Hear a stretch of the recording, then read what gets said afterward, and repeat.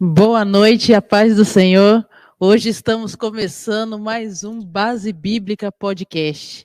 E nós estamos aqui, hoje sim nós conseguimos entrar aqui nessa live para fazer o Base Bíblica Podcast. Semana passada tivemos uns probleminhas técnicos e não conseguimos estar realizando o nosso Base Bíblica Podcast, mas agora estamos de volta e vamos dar continuidade falando sobre as evidências de que Jesus é o Messias, né? E vamos falar sobre a base histórica de que Jesus é o Messias. Então, se você está aí nos acompanhando, se você já estava aí nos esperando, chama aí a sua galera, o seu pessoal para participar aqui com a gente. Já curte aí a nossa live, dê seu like aí, não deixa de compartilhar. Compartilha com o pessoal, chama o pessoal, fala, ó, gente, começou o Base Bíblica Podcast, chama lá, galera, para estar participando aqui. E se você ainda é a primeira vez que você está nos vendo, seja bem-vindo, que você venha curtir aí o nosso canal, a nossa live, que você possa usufruir, né, da palavra de Deus, e não deixe de compartilhar também com seus amigos. E se inscreva no nosso canal, já toque aí no sininho de notificação para toda terça-feira você ser lembrado que nós temos Base Bíblica Podcast. Se você ainda não é inscrito, se inscreva. Hoje nós só estaremos fazendo essa live pelo YouTube, tá? Aqueles que nos acompanham pelo Facebook, né? Se você conhece alguém que nos acompanha pelo Facebook, fala, ó, hoje não vai ter no Facebook, é só pelo YouTube. Então, chama o pessoal aí, mas não deixa de estar curtindo a página da El Chamar lá no Facebook também, tá bom?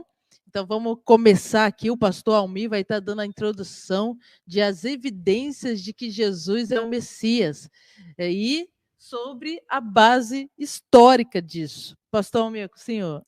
Tudo bem, nós vamos dar continuidade. Nós vamos falar sobre a Base Bíblica Podcast, a primeira evidência porque Jesus Cristo é o Messias. É a prova de sua existência através de fatos teológicos, nós já falamos, e agora vamos falar através de fatos históricos. As evidências porque Jesus Cristo é o Messias através de fatos históricos. Em busca de Jesus históricos, tem poucas informações, porque o general Tito do Império Romano 70 depois de Cristo destruiu a cidade de Jerusalém, o Templo de Jerusalém e os documentos da genealogia dos judeus. E em busca de Jesus histórico, os evangelhos foram estudados para definir se os evangelhos seriam histórias reais. E a base histórica para considerar os eventos históricos são 4. Primeiro, analisar os eventos para saber se é uma história, uma fábula, uma filosofia humana. 2. Analisar os eventos para saber se é considerado propaganda no sentido de vender uma ideia para seu próprio benefício. 3. Analisar os eventos para saber se é uma história real ou verídica. E o próprio relato dos evangelhos quebram todas estas regras. Para considerar se o fato histórico realmente era um fato histórico, eles conferiram a palavra de Deus, a Bíblia, para não ver se eles estavam fazendo coisas para benefício próprio.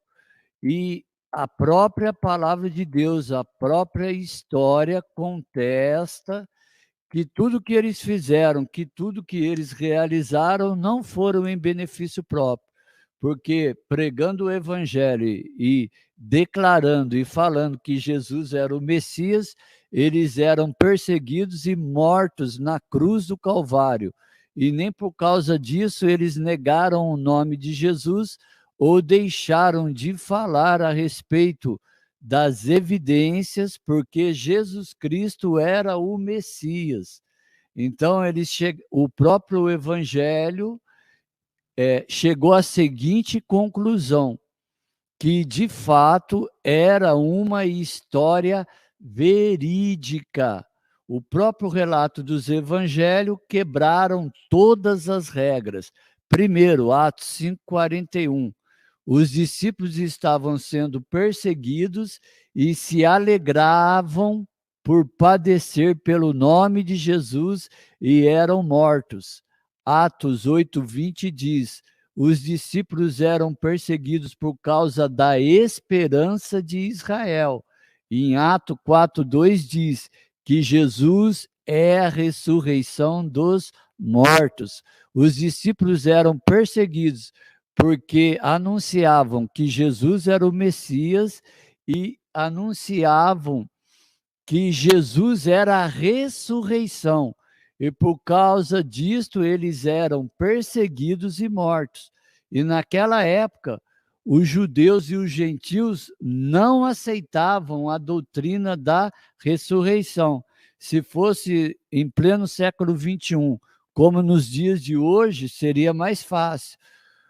Hoje, você falar a respeito da ressurreição é uma determinada situação, mas naquela época, os judeus e o povo não aceitavam a doutrina da ressurreição. Então, todas as evidências eram contra os discípulos, que anunciavam que Jesus era o Messias. E essa anunciação veio se perdurando até o século XXI. Em 2022, a igreja continua anunciando que Jesus é o Messias. E nós estamos conversando e vamos conversar a respeito dos fatos históricos que evidenciam por que Jesus Cristo é o Messias. Naquela época, os judeus não aceitavam a doutrina da ressurreição. Primeiro, Platão diz que a alma é imortal e reencarnava várias vezes através de ciclos. Pitágoras diz que a alma transmite de um corpo para um outro corpo até alcançar a vida eterna. Epicureus não acreditavam na imortalidade da alma e os estoicos não acreditavam na imortalidade da alma, que deveria ficar no purgatório. Igual à doutrina católica, né, que fala a respeito do purgatório. Então, eles tinham tudo contra aquilo que eles estavam falando, mas eles tinham algo a favor, que era o Espírito Santo de Deus, que trabalhava e que continua trabalhando dentro do coração e na vida dos homens. E é ele que convence o homem do pecado, da justiça e do juízo, e é o Espírito Santo de Deus que convence o homem que Jesus era o Messias, que haveria de vir. E o fato de Jesus Cristo ter ressuscitado ao terceiro dia não dava credibilidade aos judeus, porque eles não acreditavam que alguém pudesse voltar à vida depois de 3 dias que tivesse morto. Então, nós vemos que somente pela misericórdia de Deus e pelas manifestações sobrenaturais de Deus, Deus poderia tratar com cada coração, com cada vida, para que eles entendessem que Jesus, de fato, era o Messias, pastora Fernanda. Interessante, né, pastor Almir? O senhor falando aí sobre os discípulos pregarem um evangelho, né? Isso prova a veracidade desse evangelho, porque ninguém quer falar de uma coisa que vai custar a sua própria vida, né? E eles estavam falando de um Deus que transformou a vida deles, e muitos contestam a vida de Jesus por causa disso, né? Muitos falam que Jesus não existiu, que Jesus é conto de fadas, né? Coisa da cabeça de homens, mas por que homens iriam falar desse homem por tanto tempo, podendo ter suas vidas, né, correndo o risco de perder a vida, né, porque os cristãos foram muito perseguidos naquela época, acusados de tantas coisas, e eles continuaram a propagar, mesmo pessoas ali que maltratavam, que torturavam esses cristãos, falando para eles negar o nome de Jesus, mas eles ainda, diante da morte, eles afirmavam que Jesus era o Messias que estava por vir, que Jesus era o Messias anunciado pelos profetas, né, no Antigo Testamento, na Torá deles.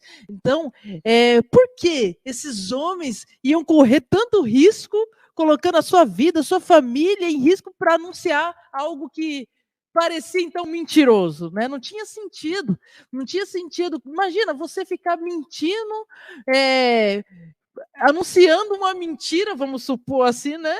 E correndo o risco de ser morto por causa disso. E você lá e anunciar e perder a sua vida, as pessoas falando, não, você tem que negar essa história, você tem que negar essa história, e você correu o risco disso.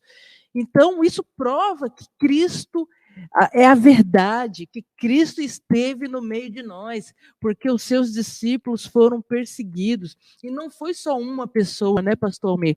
Uma pessoa falar de uma história é uma coisa, mas foram muitas pessoas, né?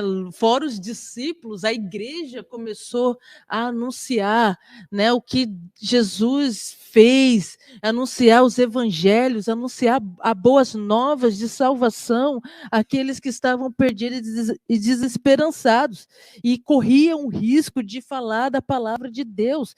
Então isso prova que Jesus existiu, né, por tantos que foram torturados, por tantos que foram acusados. A gente estudou aqui, né, sobre escatologia e falou sobre Nero, que Nero, quando incendiou Roma, né, Roma pegou fogo, não sabemos se foi Nero mesmo que incendiou, né, mas ele acusou os cristãos.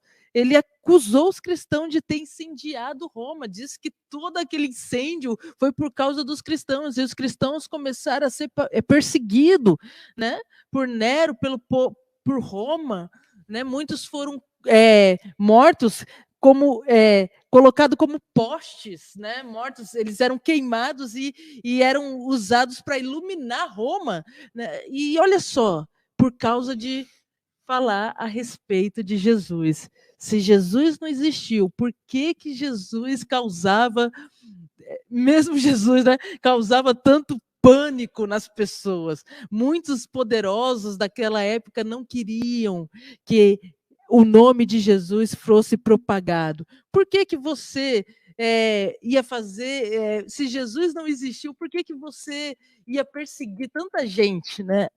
Mas isso prova a evidência de que Jesus esteve no meio de nós, ele esteve no meio da humanidade, ele andou entre nós.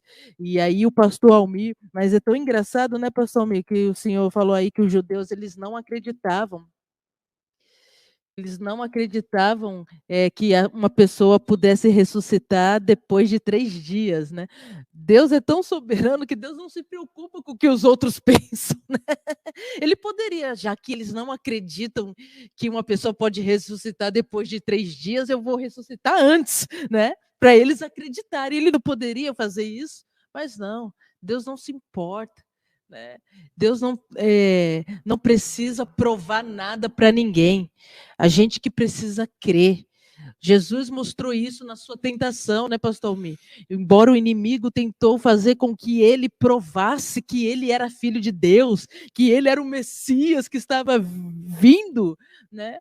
E Jesus não precisou mostrar para o inimigo, para o diabo, para ninguém que ele era Deus, que ele era o Messias, porque ele sabia, né? Ele sabia quem ele era uma pessoa bem resolvida em Deus, em Cristo Jesus, e ele não estava preocupado com o pensamento da época, com o que as pessoas, com a doutrina da época.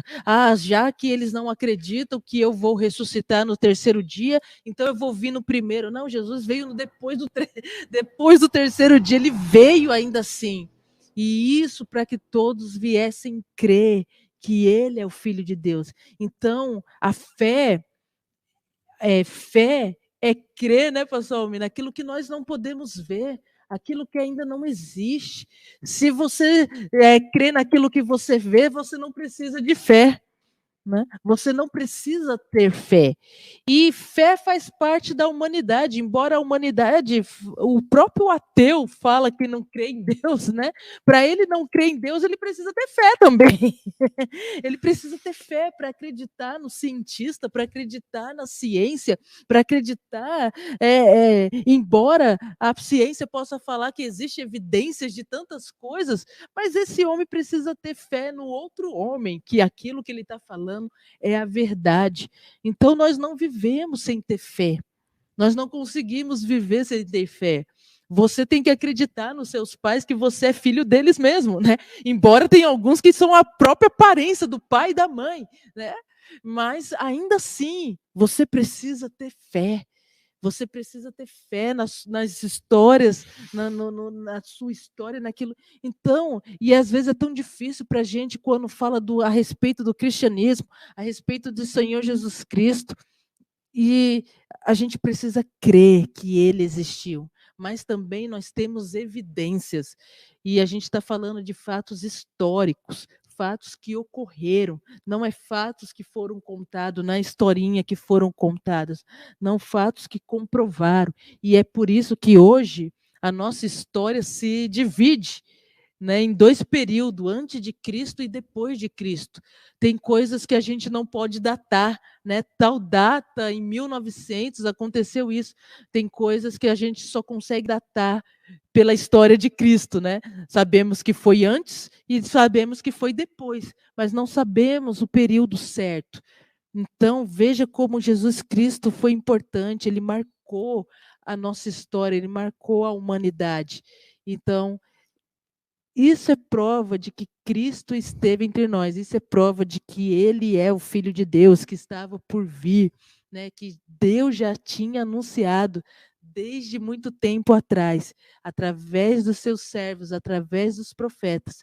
Deus já estava anunciando a respeito de Jesus.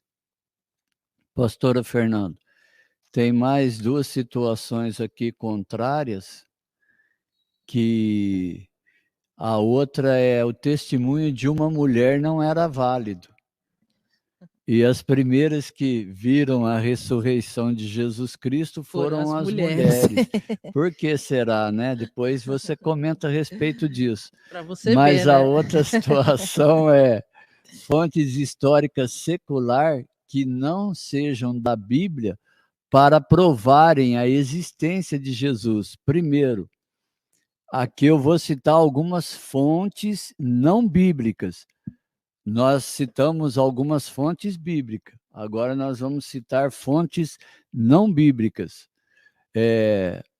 Tácito Caio, 69 a 140 depois de Cristo.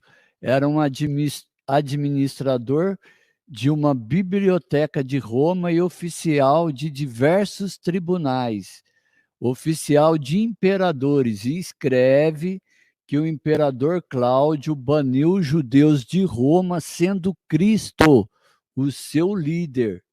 E as vidas dos 12 primeiros César mencionado, conforme Atos capítulo 18, 2, diz também, Cláudio tinha mandado que todos os judeus saíssem de Roma. Então, isso aqui são fontes não bíblicas, são fontes históricas. Segundo, o historiador Flávio Joséfo, um militar judeu na Galiléia, comandou um destacamento durante a revolta judaica de 66 a 70 depois de Cristo até a sua captura pelos romanos. E no final da guerra foi para Roma e escreveu vários livros históricos até a sua morte 100 depois de Cristo.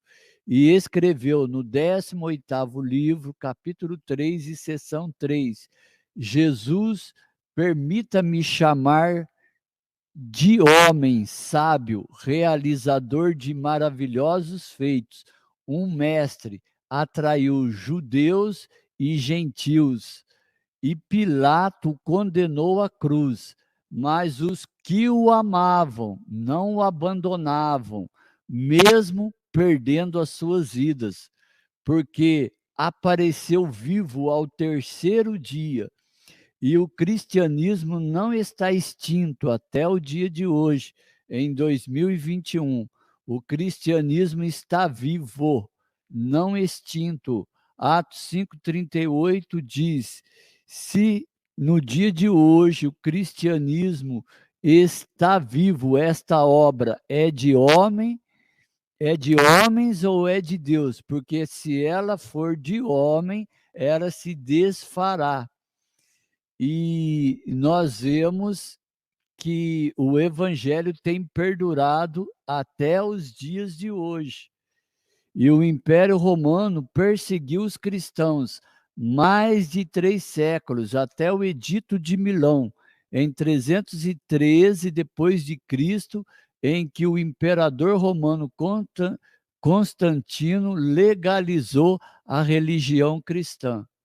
Então, a gente vê que o cristianismo foi perseguido por 3 séculos depois da crucificação de Jesus, mas o golpe bem feito do inimigo foi legalizar a religião cristã, né?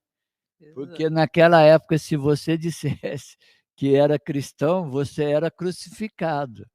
E depois de 313 depois de Cristo, mudou o quadro. Aí era fácil ser cristão, como nos dias de hoje. Exato. Até um tempo atrás, né, a igreja primitiva, todos, né, foram perseguidos por serem cristãos, por anunciarem o nome de Jesus. E agora não, né? Agora o evangelho pode ser pregado, né, através de toda essa história aí. Né, hoje a gente tem a oportunidade de falar do amor de Deus, a gente tem a oportunidade de pregar a palavra. Embora, né, pastor Almeida, a gente precisa deixar bem claro que ainda existem países que, né, o cristianismo ainda é perseguido, né? Existem países que as pessoas não podem se dizer cristãs, porque se elas se dizerem cristãs, elas são perseguidas, elas são mortas, né? E e são países mais fechados, né? Não tem o cristianismo aberto. O Brasil é um país totalmente aberto a todas as religiões, assim, né? Então a gente pode pregar a palavra de Deus, a gente pode falar do amor de Deus. A gente está aqui falando para a internet, para um monte de pessoas, mas tem países que é proibido falar a respeito de Deus. E aí o pastor Almir está falando aqui de fatos históricos e ele fala de coisas que não está escrito na Bíblia, mas de coisas que existem, né, que são históricas, que têm registro, que são comprovados. Né? O pastor Almir falou de Constantino, não falou de Flávio Josefo, pessoas que falaram de Jesus, né? Falaram dos cristãos. Se a Bíblia não é verdade, se o cristianismo não é verdade, por que esses homens iam falar de coisas, né, que foi anunciado? E olha que naquela época não existia Bíblia como a gente tem hoje, né, pastor Almir? É preciso deixar bem claro isso. Na época dos discípulos, dos apóstolos, e depois da igreja, quem tinha direito à palavra, quem conseguia ler a palavra era somente os sacerdotes, né? Eram as pessoas que estavam à frente ali das igrejas que conseguiam pregar a palavra. Muitos do que foi pregado naquela época era através de cartas, né? Hoje nós temos a Bíblia com o Velho e o Novo Testamento, mas praticamente o Novo Testamento eram cartas escritas às igrejas. Paulo, Tiago, João, Pedro, né, tantos outros apóstolos escreveram cartas dando orientações para as igrejas. E aí a gente tem os 4 evangelhos que eles precisavam escrever, né? Aí temos o evangelho de Mateus, de Marcos, de Lucas, de João. Você vê 4 pessoas de diferentes épocas falando a mesma coisa. Como é que você pode ter essa veracidade, né?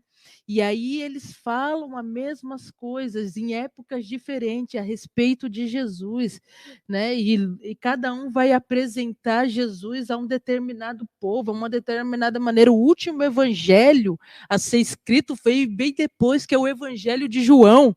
E João escreve o evangelho para mostrar que Jesus Cristo é o Filho de Deus, que Jesus Cristo era o Messias, era o Cristo que viria para morrer, morrer e no terceiro dia ressuscitar, para nos remir, nos dar o direito, nos remir do pecado e nos dar o direito de vida eterna. E aí João, depois de muito tempo, escreve o evangelho.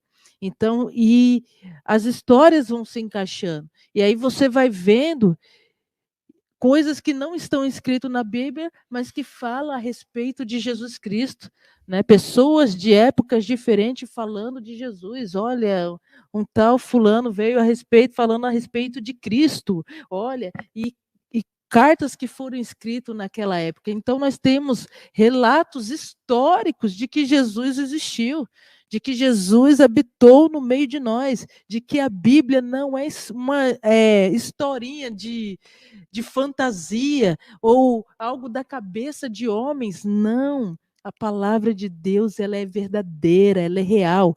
E outra coisa que o pastor Almir tocou aqui, que é muito interessante, que ele falou das mulheres, que as mulheres naquela época elas não tinham crédito, né? Ninguém acreditava na palavra de uma mulher. Veja que Jesus não se preocupa, ele não se preocupa primeiro em querer fazer com que os judeus acreditem nele, porque ele ressuscita depois de 3 dias, e os judeus não acreditavam em que uma pessoa podia ressuscitar depois de 3 dias, e Jesus vai e ressuscita depois de 3 dias, e depois ele usa mulheres para falar a respeito disso. E a gente está num tempo hoje que fala que a Bíblia muitos dizem que a Bíblia é arcaica, né, pastor Mi? Muitos dizem que a Bíblia não serve para o nosso contexto de hoje. Olha aí, Jesus dando lugar para as mulheres, né? Jesus trazendo as mulheres em evidência quando elas eram rejeitadas, quando a palavra delas, ainda hoje no Oriente Médio, né, porque a gente está falando do povo judeu, ainda hoje no Oriente Médio, as mulheres não têm não têm Voz ativa. palavra, né? Não pode ter, não tem destaque, não pode, as suas palavras não têm crédito, as suas atitudes, né? A gente viu aí uma reportagem de que uma mulher foi abusada e a palavra dela não teve crédito no lugar, teve mais crédito a palavra do abusador do que a palavra daquela mulher. E aí Jesus vem naquele tempo e dá lugares às mulheres. E as mulheres foram as primeiras que viram Jesus ressuscitar. Maria Madalena, que era chamada de uma mulher pecadora, de qual Jesus tirou 7 demônios, né? Vai dizer isso nas Escrituras. Ela foi a primeira a ver Jesus. Jesus se revela primeiro a uma mulher. E é tão interessante que no ministério de Jesus, para você ver que Jesus dá lugares às mulheres, o ministério de Jesus era sustentado, financiado pelas mulheres. Eram as mulheres que sustentavam os ministérios, mulheres de posses naquela época, né? Lógico que para elas serem de posses, os seus maridos eram de posses, mas eram elas que sustentavam, né, o ministério de Jesus. Então, veja aí, a Bíblia não é uma palavra arcaica, não é uma palavra que não interessa para os dias de hoje, não é bom para os nossos dias de hoje. A Bíblia fala muitas coisas que nós estamos vivendo hoje.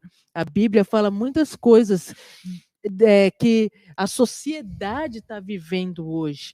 Então, a Bíblia ela é atual, ela serve para o tempo de hoje também, ela é verdadeira, porque Cristo Deus é eterno, ele está além do nosso tempo. Um dia eu falei aqui que Deus não é como nós, limitado a tempo, a espaço.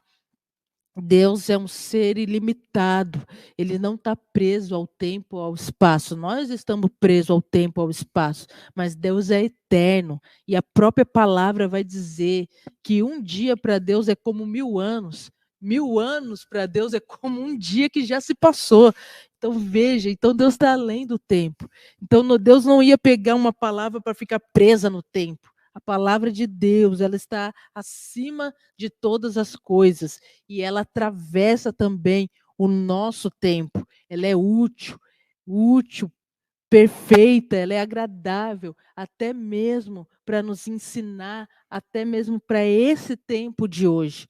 Apesar de contar histórias de antigamente, mas as histórias se repetem, né, pastor Almir? O pecado é o mesmo.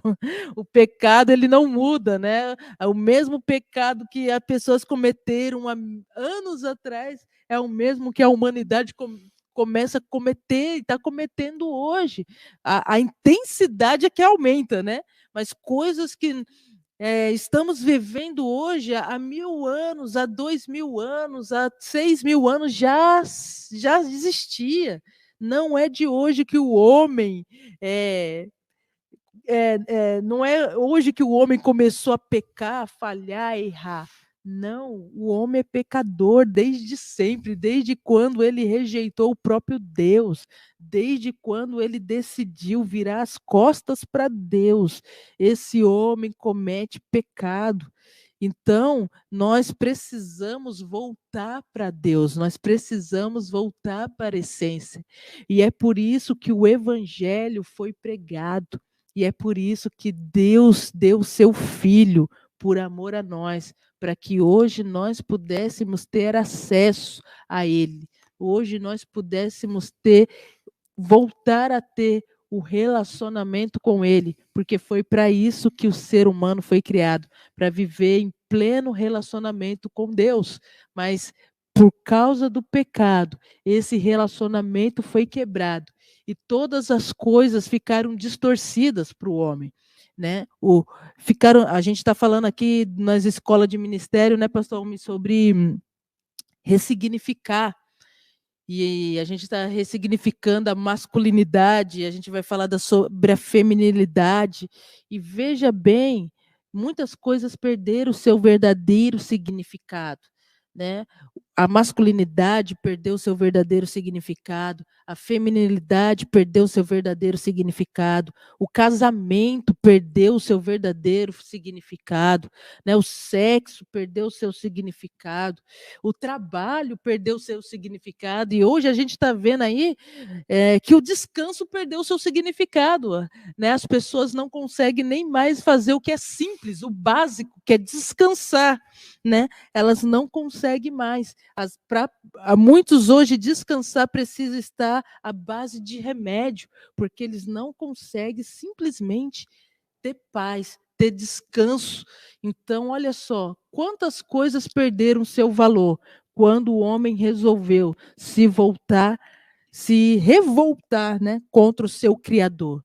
Mas Deus tem uma palavra, uma boa notícia, é isso que o Evangelho quer dizer.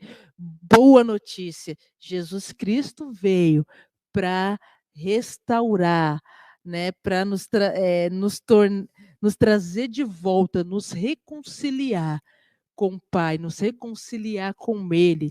Então, Jesus Cristo veio para que hoje nós pudéssemos usufruir de um pleno relacionamento com Deus. E é sobre isso, pastor Almir, é sobre isso que nós estamos falando aqui nessa noite. Nós falamos sobre os fatos históricos e agora vamos falar sobre a arqueologia, que é um ramo da ciência muito forte a favor do cristianismo, porque foram descobertos arqueológicas de 4 provas com contexto histórico de Jesus de Nazaré, de pessoas que conviveram na mesma época de Jesus. E a primeira é o ossuário de Caifás, o sumo sacerdote que condenou Jesus para que ele fosse crucificado.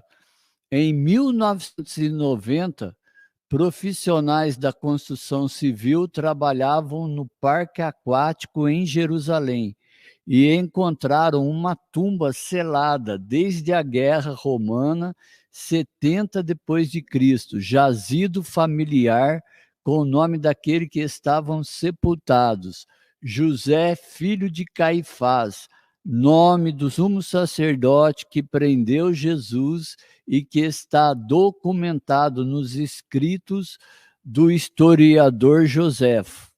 Então, um dos fatos arqueológicos em favor do cristianismo que comprova a existência de Jesus e que comprova a Bíblia, que ela é verídica, foram descobertos agora, em 1990, os ossuário do sumo sacerdote Caifás que prendeu Jesus. Segunda prova, o barco da Galileia. Em 1986, o nível da água do Mar da Galileia baixava vários metros e 2 jovens caminhando encontraram uma estrutura de madeira enterrada na lama, que cavando encontraram um barco que se encontra no Museu Kibbutz chamado Yigal Alan Center. E os arqueólogos consideram que o barco era do período de 100 a.C. a 70 depois de Cristo. E a importância desta prova está no fato de que as poucas informações eram provenientes de fontes, primeiro, da escrita de Flávio Joséfo e, segundo, escritas do Novo Testamento. Então, através de um carbono, eles descobriram que este barco era até 70 depois de Cristo e que essas informações se encontravam nos escritos de Flávio Joséfo e se encontravam nos escritos do Novo Testamento.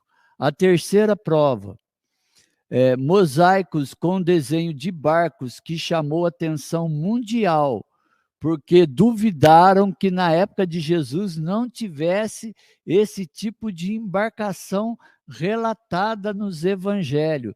E o teste do carbono 14 confirmaram que o barco foi construído 100 antes de Cristo a 70 depois de Cristo. Então, foi confirmado pela arqueologia. Veja bem, agora não tinha somente os fatos históricos.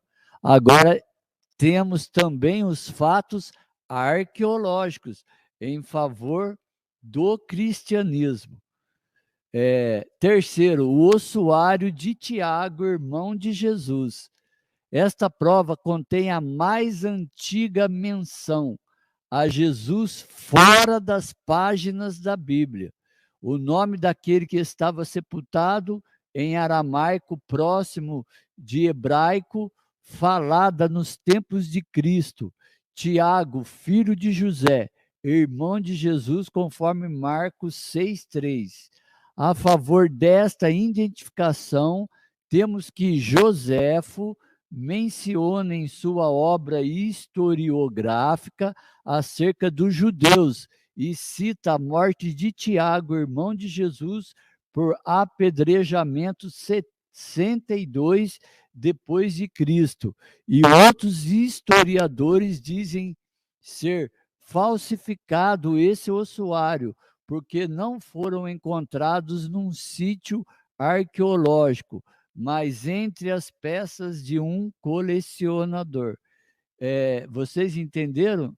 Alguns historiadores consideraram falsificado porque não foram encontrados num sítio arqueológico, mas entre peças de um colecionador. E depois entraram na justiça e esse colecionador, ele ganhou a causa. E aí tiveram que publicar em todas as revistas atuais da época que realmente esse ossuário era verídico, era de Tiago, irmão de Jesus.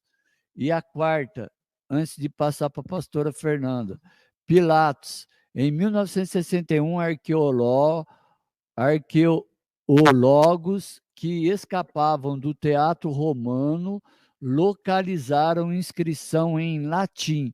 Pôncio Pilatos, prefeito da Judéia, mas um personagem bíblico que tem a sua existência confirmada na história. Então, tem uma réplica contendo o nome de Pilatos como governador da Judéia. Segundo a trajetória dos evangelhos, Cristo passou por algumas localidades.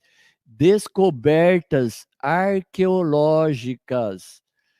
Nós temos aí a evidência de Pilatos, né? E agora nós vamos falar sobre algumas evidências aqui rapidinho sobre algumas cidades, algumas localidades que foram descobertas arqueológicas. Belém, Gênesis 35, 19, Gênesis 48, 7, Miqueias 5, 2, que diz: E tu, Belém, pequena entre as milhares de Judá, de ti sairá o Senhor que há de apacentar Israel, cuja origem são desde os tempos da eternidade. Belém de Judá fica no território da Palestina, hoje Israel, e a arqueologia de Belém fez escavações com a antiga igreja, e no subterrâneo da igreja tem uma gruta descoberta do segundo século, que é identificado como aquela que abrigou Maria quando Jesus nasceu. Então, aqui nós vemos algumas evidências que os romanos destruíram as sinagogas judaicas no período de Adriano, construindo fortalezas, um lugar forte, e os muçulmanos construíram um cemitério naquele lugar para impedir que os sacerdotes judeus contribuíssem para revelar a vinda do Messias, que o Messias teria vindo, mas nem os muçulmanos construindo um cemitério, porque aí impediram que os judeus fossem fazer as suas descobertas arqueológicas. E mesmo assim, foi revelada aqui a cidade de Belém. É uma cidade que foi revelada. Outra cidade foi Nazaré, de forma arqueológica, tá? Não somente histórica, mas também de formas arqueológicas.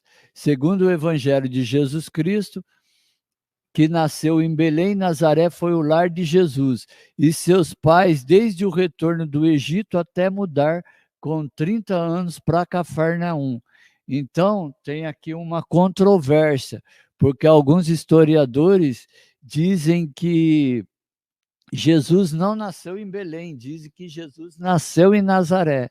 Então, eles descobriram fatos históricos que comprovaram que, de fato, Jesus tinha nascido em Belém e que ele passou por Nazaré e que até os 30 anos foi para Cafarnaum.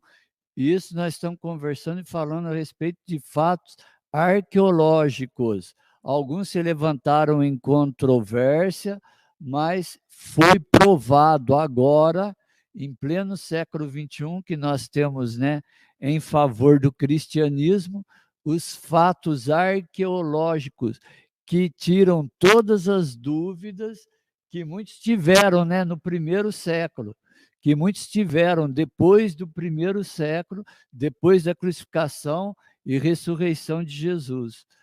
Embora os cristãos não precisem nem de fato histórico e nem de fato arqueológico. O que a gente precisa são de fatos teológicos, conforme nós já falamos e conforme nós já dissemos.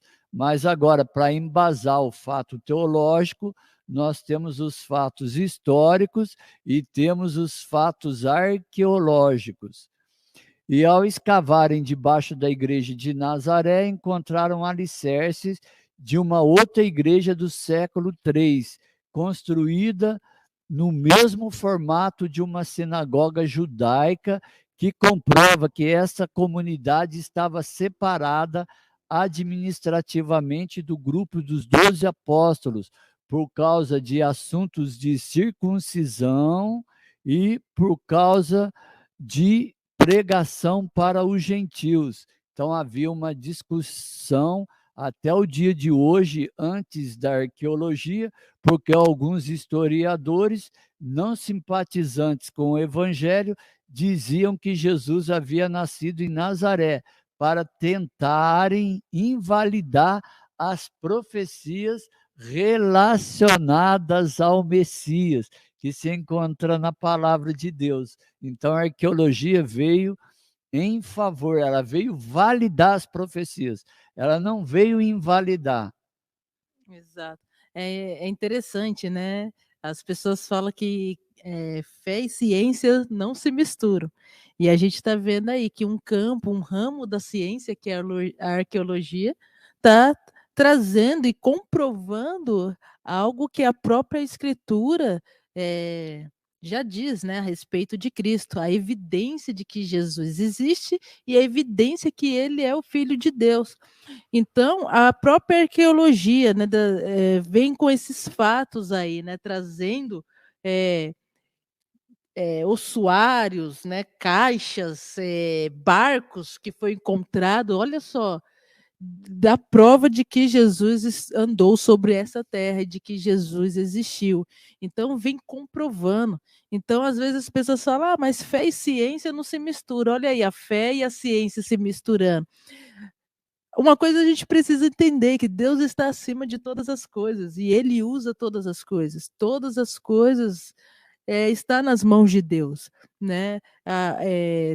E todas as coisas, quando estão nas mãos de Deus, né, pastor Almeida, se tornam útil, se tornam benéficos, se tornam bem para o próprio ser humano mesmo.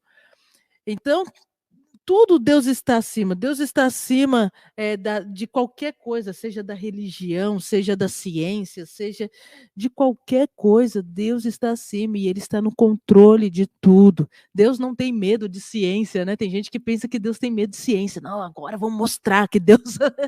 Pelo contrário, a ciência só vem comprovar né, o que muitas vezes a palavra já está dizendo, né? Então o pessoal acha que Deus tem medo de ciência, Deus tem medo de...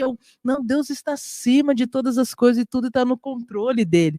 Até a história da humanidade está no controle dele. Né? Então a gente pode ver aí, o homem pecou, o homem errou, eu não sei o que, mas Deus usa todas as coisas, né? Deus usa todas as coisas. Deus, eu falo sempre aqui, né? Se tem alguém que sabe trabalhar com sustentabilidade, é Deus. Deus não desperdiça nada. Ele utiliza tudo, até as coisas ruins da nossa história, ele utiliza para o seu louvor e para a sua glória. Então, Deus não desperdiça.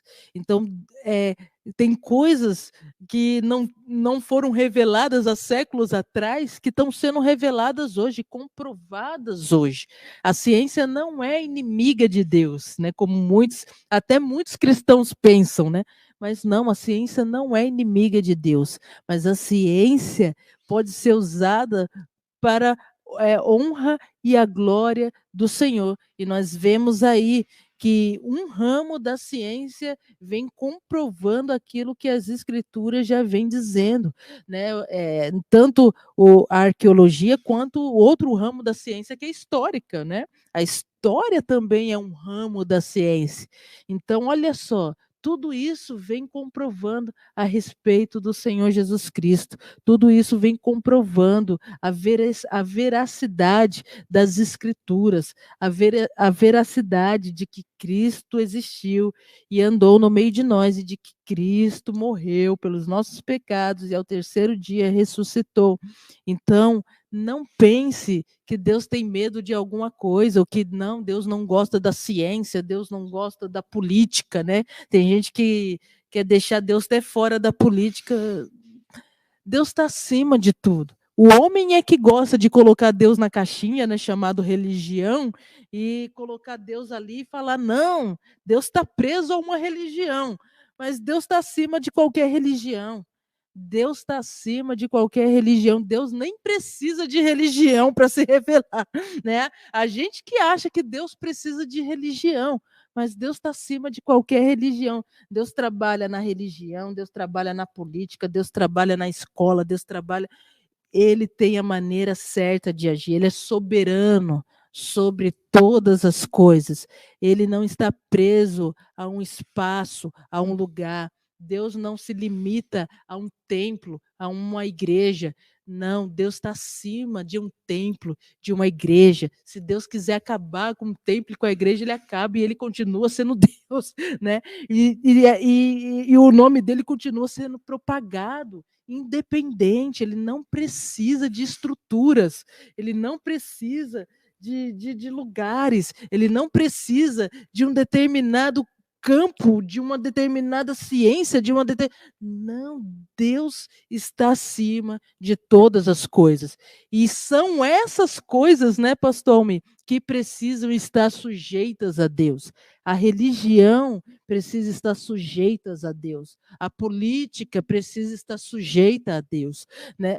A ciência precisa estar sujeita a Deus, porque todas essas coisas nas mãos de Deus se torna um benefício para a humanidade. Mas quando essas coisas não estão nas mãos de Deus e não estão sujeitas a Deus, elas só se tornam mal para a humanidade. Né? Elas se tornam malignas, porque o ser humano sem Deus, ele não sabe utilizar nada. Né? Ele só desperdiça, ele só destrói. Né? Mas um ser humano com o coração voltado para Deus, né? Com o coração entregue a Deus, tudo se torna útil, né? Tudo se torna útil nas mãos de Deus. Então, veja bem, acredite na palavra de Deus, né? Deus se revela através da sua palavra. E ele usa, assim, a ciência, ele usa a arqueologia, ele usa a história, mas Deus se revela a nós através da palavra dele. E a palavra dele vem sendo pregada de geração em geração. Né? Muitos antigamente ouviam a palavra, né?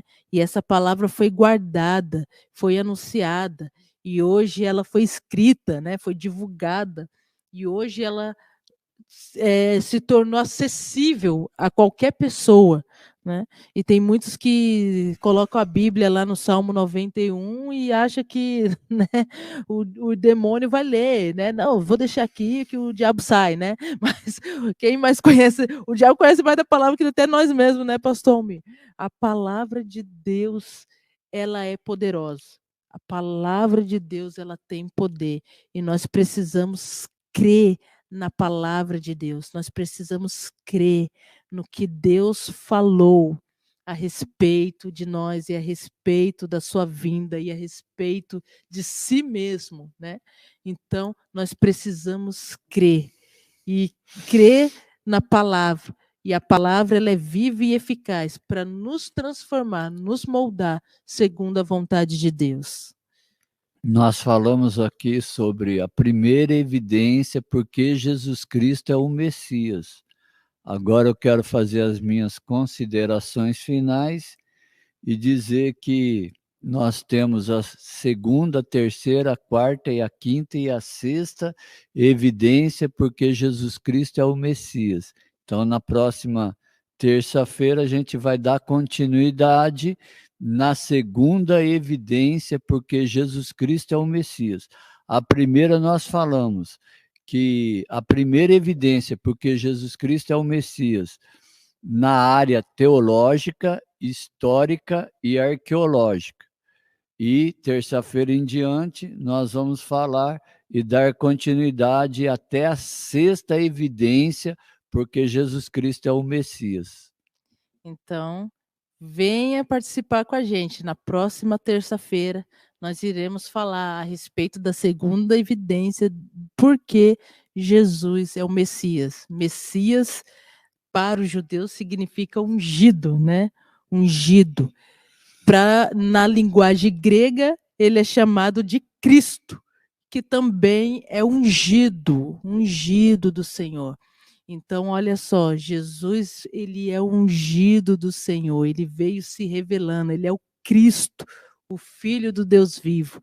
Para o judeu, o Messias. Muitos judeus não acreditam no que Jesus é o Messias, mas Jesus é o Messias que estava para vir, que veio, né, como as Escrituras revelou a nós. Então, não deixe de participar e chame mais pessoas para participar aqui com a gente, né? Não fica guardando a palavra só para você, não. Divulga aí no seu Instagram, no seu Facebook, no seu WhatsApp. Chama mais pessoas para poderem participar aqui do Base Bíblica Podcast. E eu quero agradecer todos que participaram aqui com a gente, né? Pastora Sônia, o irmão Luiz, a irmã Ruth, a minha mãe que participou aqui, né? E se alguém que participou e não deixou sua mensagem aqui no chat, nós agradecemos também pela sua participação. E aqueles que irão participar depois, né? Que assistem depois, tem muita gente que não dá para assistir agora, assiste depois. Nós também agradecemos pela sua participação. Que Deus abençoe a sua vida grandemente. É o chamar mais do que uma